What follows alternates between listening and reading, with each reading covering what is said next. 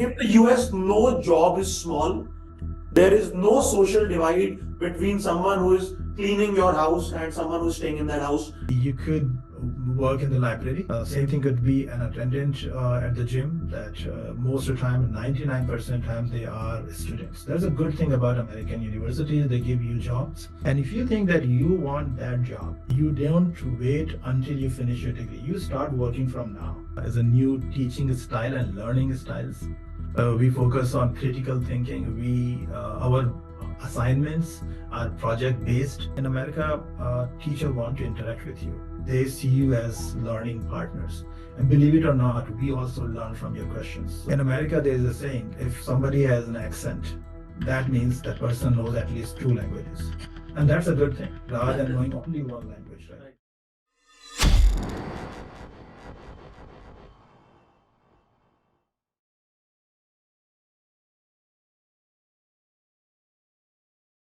Hey Raghav, how Let's. are you? Hi, sir. Hi, how are you doing, sir? Good, Loving the good. look. Good. Very professional, sir, today. I'm in my office today. So I decided to Okay, be in okay, office actually. That's better. sure. Perfect. Guys, I want everyone who is excited about going to the US have one comment on the chat. Roshan is very excited, amazing. Excited, Ankur, very excited, excited. Hey, very excited for the new journey. Perfect. Excited, of course. USA, I'm excited. Amazing. I'm loving the enthusiasm is back. So, guys, let us begin the conversation we have today. For us, the goal is that your entire journey becomes as honest and as easy as possible. We will not sugarcoat anything. We will tell you exactly what you need to know. And this will be way beyond what you look at a YouTube or Instagram video. This will be more in depth. Feel free to ask us any questions. I think, Sakshi, it will be best if you could just do a formal introduction and we can start from Yeah, there. yeah. Perfect. So I think before we ask Sir for for talking about his experience, his journey, I just want to tell everyone that about 6 7 years ago I went to the US for the first time, and Brajesh Sir was someone who I stumbled upon in the first semester of college itself, right? And the best part about him, and I'll just tell you like why I requested for his time. He understands our point of view. He has been there, done that. He is a person who will never judge you. He is a person who knows that everyone is trying to have a good time. It is not just, an end outcome of getting a job, getting a visa, or making more money. I think it's also that experience. So I think for me, what I realized was that the path of studying in the US is a very fulfilling path. Obviously, we all are focused on the outcome. We have all invested money, so you should work hard. But I'm telling you, this path is so beautiful. It is going to be the best time of your life. So that's why I think we have Sir who can sort of guide us.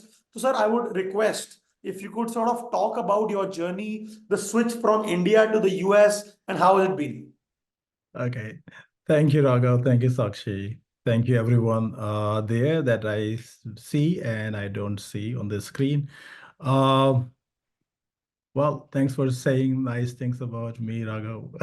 You No, no, didn't sir. need.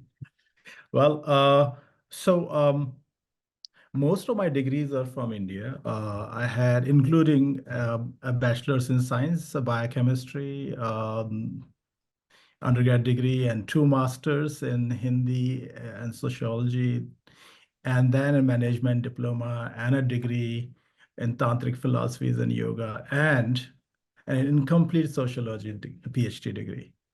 Well, Wow. so so I studied my whole life, that's the best thing I would say that, I could. My accomplishment is I had this zeal and then idea that I need to educate myself, and I kept it alive. That brought me, in fact, to the US. I was working for GE, and I worked there for 1.8 years. I was working for their marketing team. They just introduced CT scans, and then MRI machines. I was selling with, the big team, and then I realized I was not learning much from them. The only thing I was learning how to lie about other companies, and then I quit and I joined a company that was School for International Training, and that was an international study abroad program that used to bring, and it still does, American students to India. I was the coordinator. I was also a teacher. In 2003 and 4, I got an opportunity to teach in summer school, UW Madison, Wisconsin. That is in northeast Very good of. university, very beautiful university. Yeah. Yeah, yeah, it's Madison. Very beautiful in summer, especially. It's on the lake. The entire campus is on the lake. Yeah. But in winter, it freezes. So they invited me to teach in the regular year. I accepted the opportunity. But as you know, that I have a kind of itch for learning. So I asked them if they can pay for my PhD. And so they did it. And in 2007, I started. In 2012, I finished it. That was in linguistic anthropology. I studied how and what exactly happened to Indian diaspora, second and third generation children. When we say Indian diaspora, diaspora is when people are displaced, either voluntarily or they are pushed out. Indian diaspora is always voluntary, mostly. So they came to 60s, 70s, 80s, and 90s, especially So with progress. just to add to what Sir is saying, what you'll realize is there are a lot of Indians that have gone and settled in the US.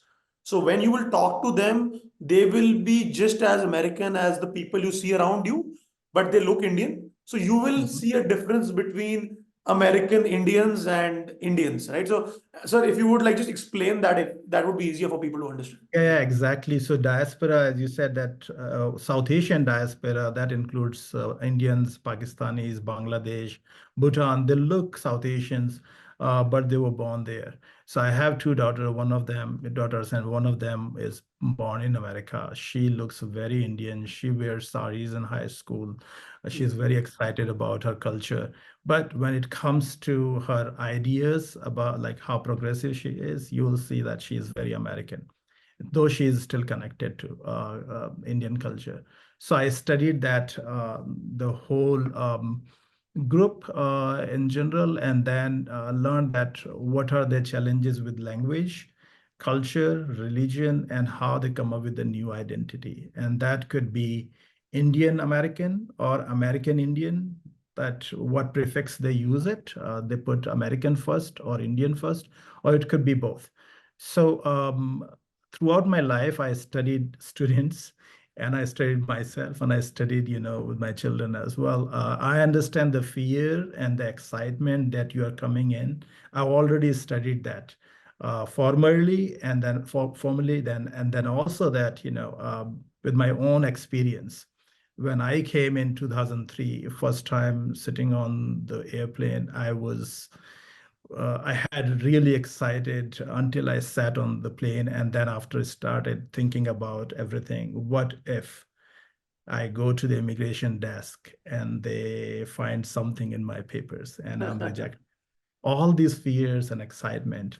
So please know that I'm here asked to share my experience.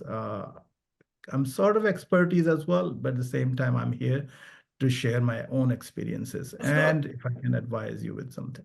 so like that's what I want to ask because you have seen hundreds, if not thousands, of Indians immigrating from India to the US. Now, I just want our audience to, not feel that they're the only ones who are having certain emotions. So, if you can tell us what are some common emotions you have seen that will put some of the people at ease. Sure. Uh, do you mind if I tell you a story? And the story is like Please. in just like 1 or 2 minutes I can. So, please. It's more like a weakness. I have a very poor sense of direction. That means, Raghav, if you remember my office and go Right. to the gym where we used to hang out a lot, Right. I know only one or two roads. I Hmm. know there are several ways to go, but I never explored that because I don't remember it. And Hmm. you would you believe that? Like, just think about it. Just when I was 2 years old, I lost the direction and I disappeared from home for 2 days completely. It Wow. happened again when I was 4, and this time I was disappeared for 2, 3 days. I Oh, showed up, they found me somewhere. Soon my parents realized that I have this weakness. I don't remember. I know how to go there somewhere. I don't know how to come back. So my parents did not send me to school, and they homeschooled me until grade third.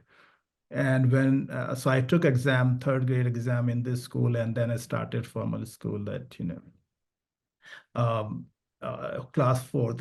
Was my older sister used to take me and bring me back. That was promised. And until high school, I did not cross even 2 miles from my home because it was a big no-no, and I could be lost. I was confused. And here am I, just to see that I crossed. I travel a lot. I travel a lot. I went to Europe. I studied in the UK. I just came to the US. I lived in Fiji and Caribbean for months and months, and I found my way out. Why I'm saying that because it was I grew up with this fear that to be lost and not to be found. that's what I tell most people, that most people just don't try. They just don't do it. Right? Don't think what happens. If you are trying, you are ahead of 90% of the people. Most people are just thinking, not doing anything about it. You all have taken this courageous decision to come to the US, invest in your future, believe in yourself. So now, whatever might happen in the economy, whatever might happen in technology, there will be only two kinds of people. Either you are a winner or you are a victim. So you have to ask yourself that what do you want to be, because all the places we all are going towards, they are the places of the best minds of the world, they are the places of the best opportunity of the world. So now it is all up to you and your effort. And as sir has been saying that think positively, I think one of the person has written, instead of what if, we should think if not now then when. I think very beautifully written, right? I Perfect. Yeah. completely agree. Now, so a lot of people are extremely scared around the academics, because Mhm. what we have heard is there will be a lot of assignments, a lot of quizzes. Like in India, we have one exam a semester or something. Here, it will be a weekly kind of exercise.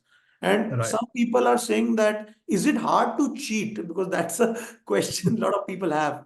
Because in Indian colleges, people are known to, ease their way around. Will that be the case in the US? Well, I would say it's a new environment, it's a new teaching style and learning styles. We focus on critical thinking. Our assignments are project based, right? So you don't need to cheat. The idea is to teach you how to achieve that answer or complete that assignment. It's a process, right?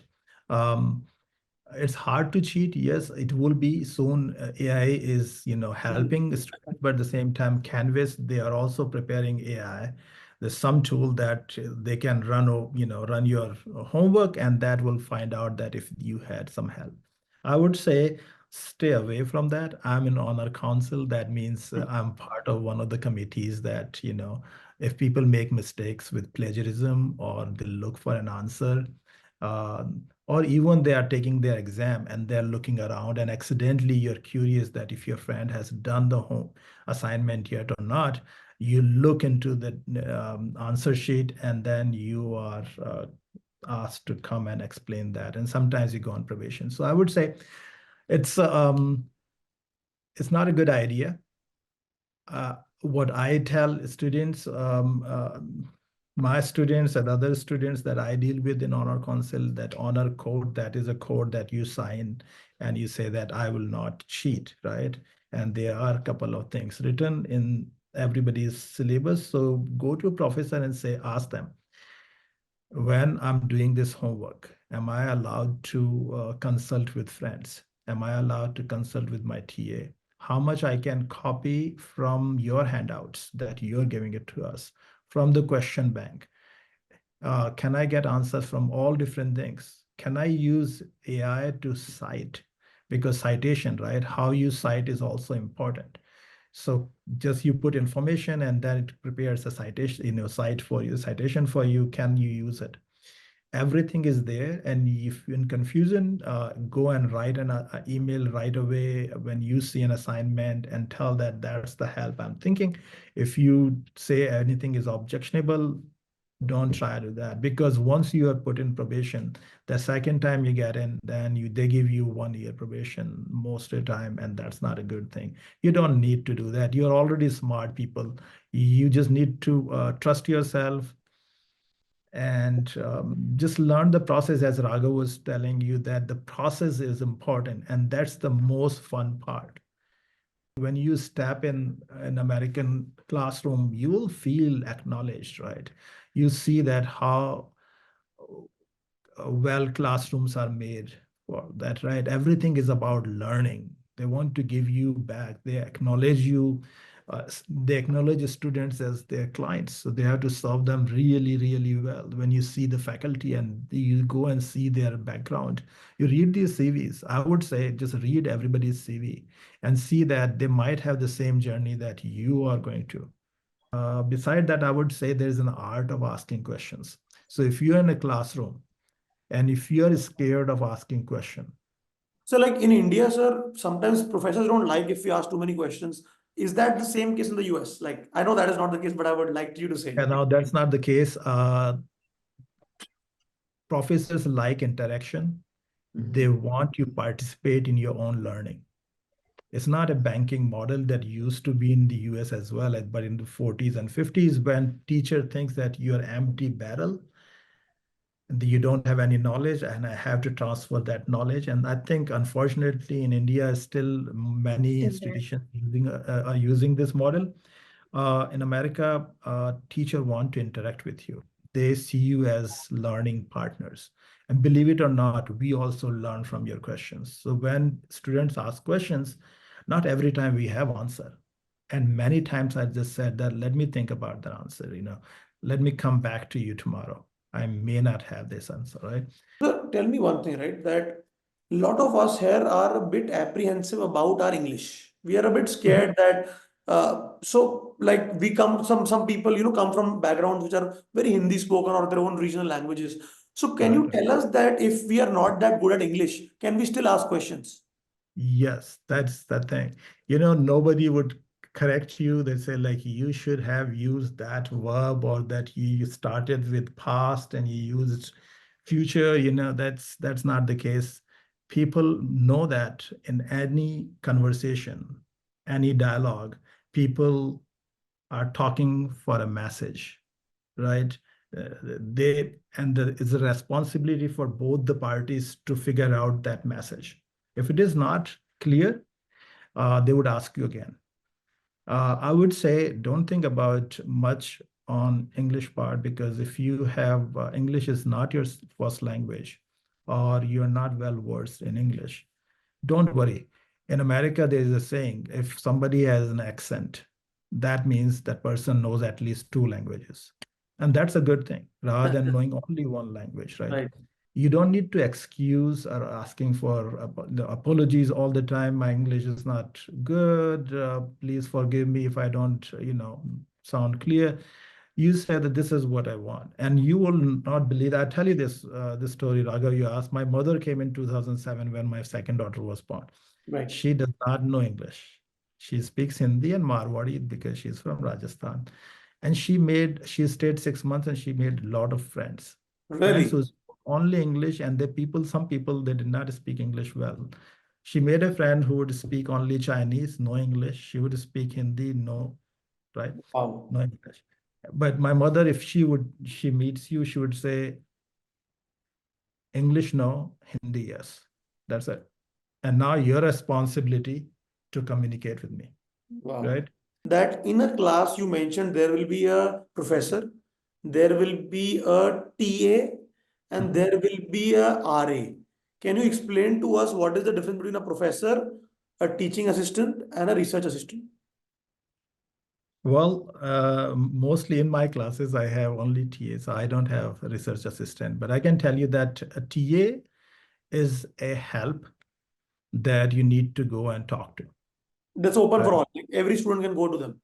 Yes, you can go and talk to. And your teacher will introduce all these two other assistants, and they will tell you the role of TA and RA. Mostly TAs are there to help you solving a problem or projects. Research assistant, they will help you mostly with finding resources. Got If it is a bigger class, so let's say you're attending a physics class or business analytics, you'll see that there are about 60 to 100 people. American education system, believes in that you have a direct interaction with teacher. So teachers would come if they are busy and consulting firms and other things, doing their other things in the university. They will come and give a lecture. They will have their office hours. TAs, they also have office hours. I would say go and meet them. Even you don't have a question, but just say that you're taking this class, you're learning this thing, you may have questions, and you may be writing them. Introduce yourself to them. I think RAF is broad level two things, right? A lot of people do that as a way of making money. So that's a bit about on-campus jobs, and I think we can get into that segment here right now. So on-campus jobs are, according to me, of two kinds. One is academic in nature, the other is operational in nature. So if you Mhm. help the university slash the professor in anything to do with academics, you will get a job like a teaching assistant, a research assistant, or something on those lines. Something on Mhm. those lines. The other option is you work in a cafe, you work in the bookstore, you help in cleaning something. Because in Mhm. the US, no job is small. Everyone is treated with equal respect. There is no social divide between someone who is cleaning your house and someone who is staying in that house. That is something that I am telling you will be a very big cultural shock for a lot of you.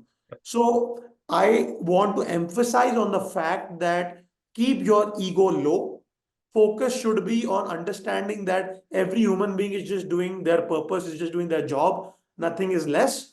And ideally, you should do something because A, it gives you the money. So everyone here wants money. And number two, it keeps you grounded. Like I personally was a research assistant of Dr. Jagdish Seth, who's a Padma Vibhushan. Sir knows Dr. Jagdish Seth. I also used to work with certain professors on doing certain research with them that gives me some money. And a lot of my friends used to work in the cafe. So a lot of these things is something you should do. Sir, can you just talk a bit about on-campus jobs? So you already mentioned that, Raghav, but on-campus jobs that you're allowed to do 20 hours a week, sometimes they need to see that's a other time limitation. They give you a small money, but they give you a minimum wages. That could be that, let's say if it is $10 an hour, you will get that money, right? You need to go and look for those jobs. You need to talk to offices. You need to, if you're going to gym, and see that what jobs are available. uh, you could work in the library. That's a good place because you need to just attend people and then just give them books, but it also allows you to do your own work. Same thing could be an attendant at the gym, that most of the time, 99% of the time, they are students. That's a good thing about American universities. They give you jobs, and you'll find both Indian students, South Asian students, international students, or students from America. So there's one thing, and this gives you also an independence. That you are making money, you're getting a lot of money from your family, you're supported by, but at the same time, like this money you are making, that can be used for groceries, that could be going to bar and buy a drink for yourself or something. Um, so those on-campus jobs are really good. And why I think that you should do that, because it'll give you an idea, sense of understanding that you need to make time for work as well. Because believe it or not, I teach until 5:15 and I still go to gym. Yeah, I used to meet every day at the gym, if you Yeah, remember. every day there, right? And always appreciate the students who are going to gym, because if they can find time 1.5 hour in their busy schedule, they get my respect because they are also doing their homework. So they are also going to clubs. They are also attending the other commitment. They're calling their families and friends and still finding time for gym. So if you still find time for campus on-campus jobs, people see you as a hardworking. And believe it or not, you mention that in your CV, and you will be considered for the jobs. People don't see that you worked in a tea shop and then you made teas. No, they see you indifferently. Your employers see that you made extra effort when you were students, and then you found every day 4 hours or 2 hours for that. That goes, they see you as a character. Now, culturally, Indians are very different from Americans. And for a lot of us that are going, we are scared that we will be a bit lonely. Most of us that we have seen at Emory also and other colleges eventually end up sticking around other Indian students. And I think that is a very big mistake that most people do. I Most have people. also been a part of that mistake somehow for some time. Eventually, I branched out. First Yeah. a couple of years were like that. So, sir, can you tell us about how do you make friends and what would be your recommendation be? Should they hang out with Indian students or should they branch out more? Yeah, sure. You want diversity, and America is the place you see diversity. That when you go to college campus in America, you will see more Asians. That is, East Asian. You'll see students from China, from Korea, from India, from Pakistan. You'll see from all different nationalities. You see all different races. If you're just comfortable with your own company, with your own group of friends, that's not bad, but you're not learning then. You take advantage of the situation. Where else you will see that? Now in America, Indian universities, you also see some international students because they have a quota. They have to, take those students. But this is an only one-time opportunity if you are going to be a student only once in your life here, right? So you need to make new friends, go and learn new culture, um, and then break out those stereotypes. People don't go out of their comfort zone because they think that people think in a certain way about Indians or South Asians, right? Right. And then you are the person and you have an opportunity to break that stereotype, right? Um, the couple of things that I heard over the period that Indian, especially men, they are emotional when they fall in love, right? They just kind of, when there's a breakup, they would cry, but they're just like, we all learn. Where did you learn from? We learned from movies because we saw that, if you just sing a sad song, right? So, but at the same time, like you go and meet and they, you see that, that's how people see you. But is that the way you want to be seen? That's important.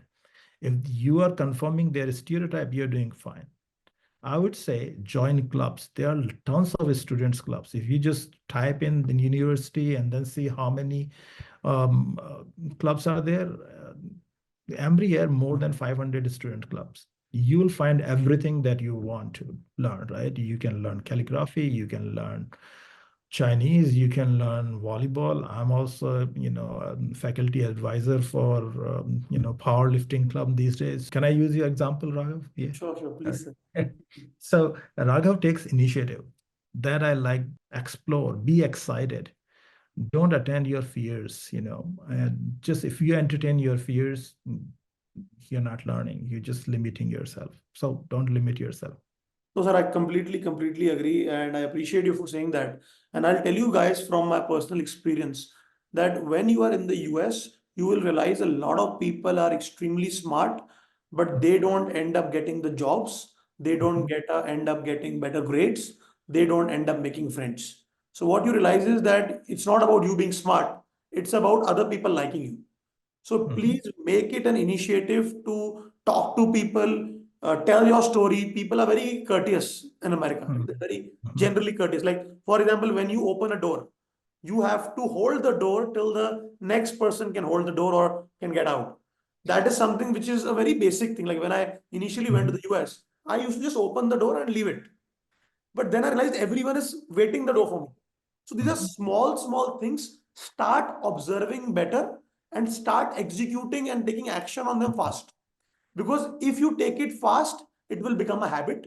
So for me as a person, I was a different person when I was in India.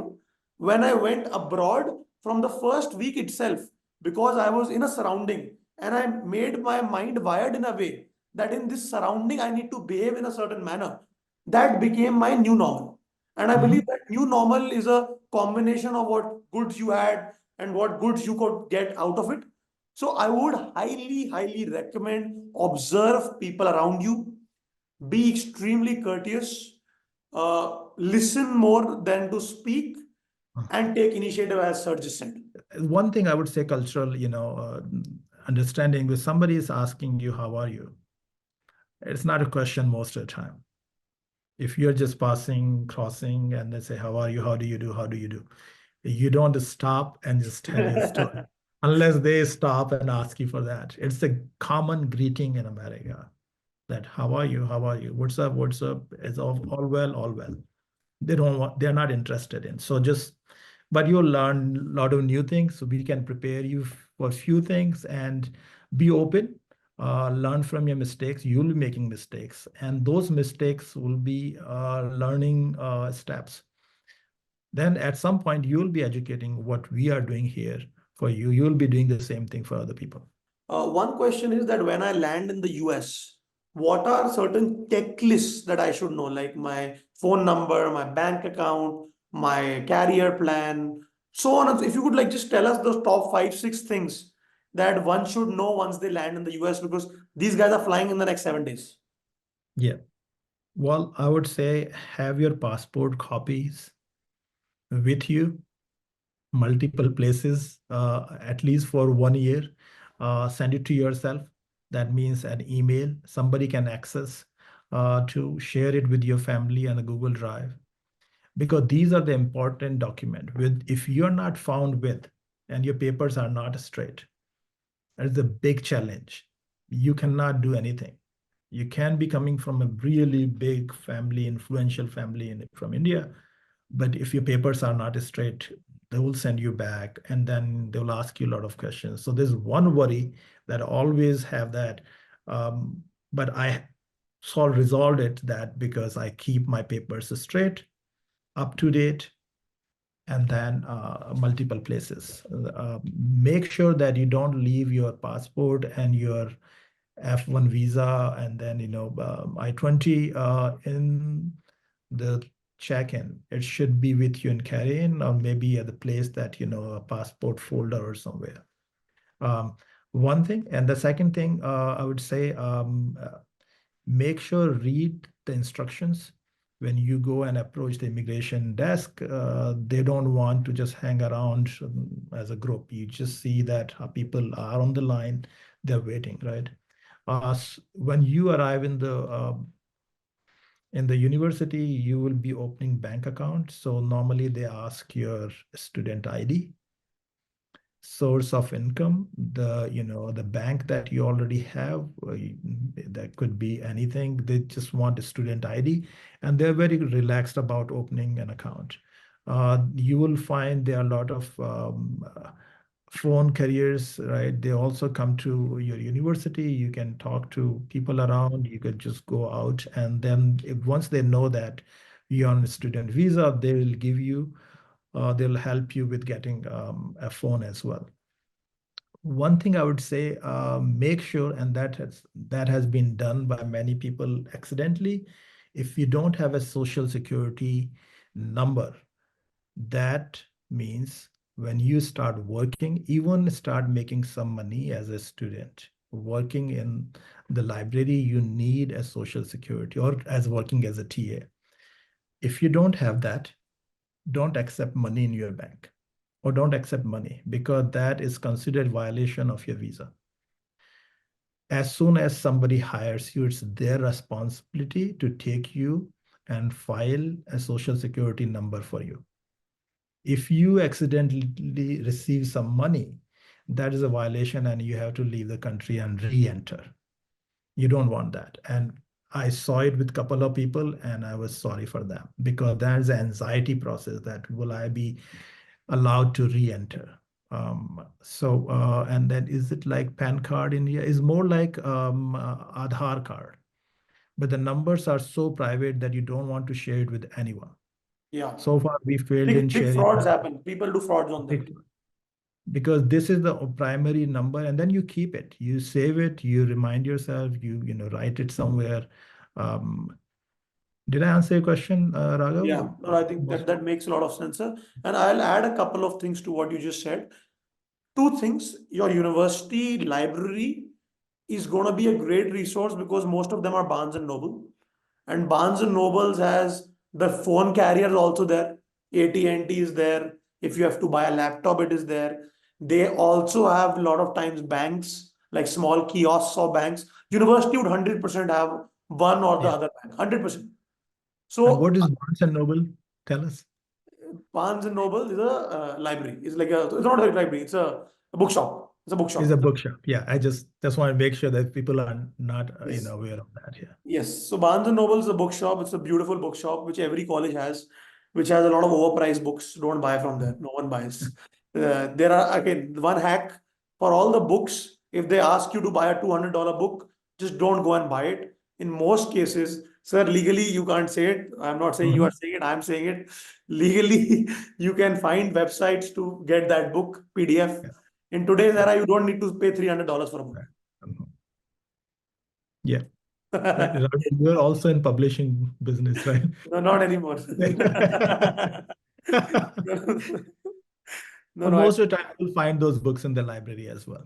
You can right. request. Good thing about American libraries or universities, if you want a book to read, you can request your library will get it, and you can keep it.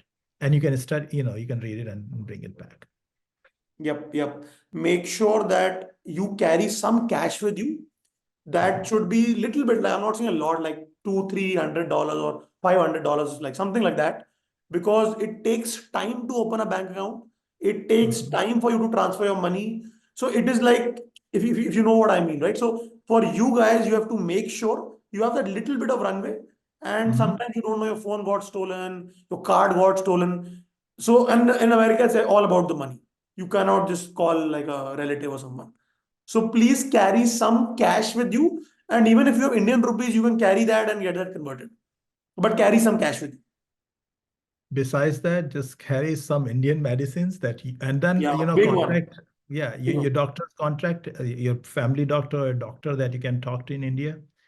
Because going once you will get a student health insurance and you'll buy it, and that will but you need to establish a connection. Sometimes doctors are not free to see you. In this case, for the small things that you think you can buy over the counter medicines, those are like in America you can get it from CVS stores. The stores are written like CVS and Walgreens, but those are cheaper in India. Before we, ask their question, I have some of their questions. One thing people are asking is about jobs. Now, guys, one thing I will want to tell you guys is it's all about your effort. There is people from Harvard don't get a job, and people in the most bad colleges get a very high paying job. So there is no right answer. Sir has seen Stanford, sir has seen Emory, he has seen every university. He knows what I'm saying, that it is all dependent on you. But I would tell you some hacks that I saw me and my friends use to get a job. Uh, First thing is definitely talk to the career cell. Every university has a very good career/slash placement cell. You have to engage with them. This will not be spoon feeding. They don't care. So they will not email you, what are you doing? You have to go email them. You have to go sit in their row. You have to ask, you have to request. And as Indians, we are very good at building relationships. So I would highly recommend whosoever is in the placement department, they should know you by your name. You should know their birthday. You should know their anniversary. You should know where they live. Like you should know everything about them because they control a lot. They know which student to put for what jobs. And you will realize it is not what you know, it is who you know eventually. So highly recommend that be very observant around the placement cell. Number two, there are a lot of on-campus job fairs. Every university has that at least once a year, if not twice a year. Please know that beforehand. Most of my friends forgot about it or did not know about it. So I'm giving you this that because in the university, when you will go on, there will be so many things that it will be very tough for you to comprehend everything. And your whole sole purpose would be, I want to eat food, I want to do my assignment. you will not be able to think beyond that. So I'm telling you today itself, Google it, you will find it on the website of your university or someone who's studying there, around the career fair, around the career/placement department or the team. Number three is you have portals like Handshake. So every university is subscribed on some or the other portal. Like in India, you have Naukri.com or LinkedIn. In the US, obviously, you have LinkedIn, which is going to be a very big source of you reaching out people. But universities have a platform called Handshake. And on that Handshake, you can see all the possible jobs. So go there. And one last thing before sir would like to say, please reach out to alumni. Reach out to people from your university working in your dream companies. Be besharam. This is a Hindi word, right? Be besharam. Message 20 people. Only two will reply, doesn't matter. And say that, can I get on a call? Trust me, most people like talking to their alumni, like to people from their college. Like if someone from Emory reaches out to me, I will always talk, despite the fact how whatever busy I am. It is because there is a nostalgic feeling. So you should evoke emotions with the placement team, with the alumni, with anyone. But please, networking is going to be the core. And second is, don't live in a fool's paradise. You should know what you know, and you should know what you don't know. Because in the US, it is no bullshit. It is straight up. You cannot, like, beyond a point, references and all will not work. They will say, what are you bringing on the table? So, sir, what do you have to say at a broader level about cracking jobs? Well, one thing right from the beginning, before even now, that you can start Googling, and what Raghav said, LinkedIn is the best way to go and read everybody's profile, see their colleges, their educational journey, where they are, what they have done. Study that. I always write. You won't believe that. I take notes actually, because that's the way I remember that. I write everybody's what school they have went. I try to find something in common, right? And if you think that you want that job, you don't wait until you finish your degree. You start working from now. That means taking initiative. Raga was saying that, yes, write 20 people, 60 people. Make this, very common email, for this common couple of, 4 or 5 emails, and send it to them. People like to talk. I will also say that talk to the professors. They may know. 100%. 100%. And teachers are incomplete without students. They have a big ego that to be recognized outside the classrooms. Most of the time, they are not recognized. I'm blessed that people like to Obviously. talk to me, and I like to talk to them. Yes. Um, so they have jobs. They are consulting, especially in your field, the universities you're going. They are also consulting hundreds of companies. Jagdish had told me that now he's not doing, but at some point he was consulting more than 500 companies. Right, right. That means he knows those jobs. No, no, I'll Right. tell you one thing. This is something with all professors. They all know two, three, four companies where they have a student or they have a relationship where they can get someone a job. But in the whole class of 60 or 100, they will only get those for two, three people. So people who, in a simple shape and form, give them the respect they deserve, give them the time they deserve, and genuinely give it. Don't fake it, because they will know in a minute. If you're Yeah. faking it, they will know in a minute.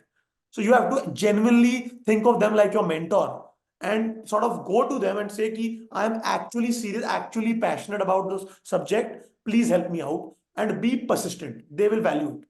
A dream job, it will happen only when if you start working from now. I would say every day I read at least 2 or 3 LinkedIn, profiles, Right. and try to find something in common. Also see that one thing I would say, you need to step in the job market. So it may not be your dream job, but it will take you there, right? So it may not be a launch, but maybe it's a launching pad for you that you just launch from, right? You step in and then keep moving, right? So it may be you work for the experience I learned in my life. But just think about it, it's a very competitive world. People will recognize you if you make efforts. Perfect, sir. I think this was supremely helpful. I'm getting a lot of private messages, and I think people are personally, I think the access you gave them, I think the honesty as well as the experience. I think this was supremely helpful. Guys, let's just all of us thank Dr. Brajesh Sir for taking his time out and for making this a very worthwhile conversation. Thank you, sir. Thank you so much. Really Thank appreciate you it. very much. All the best. Let Thank me know if you. I can help.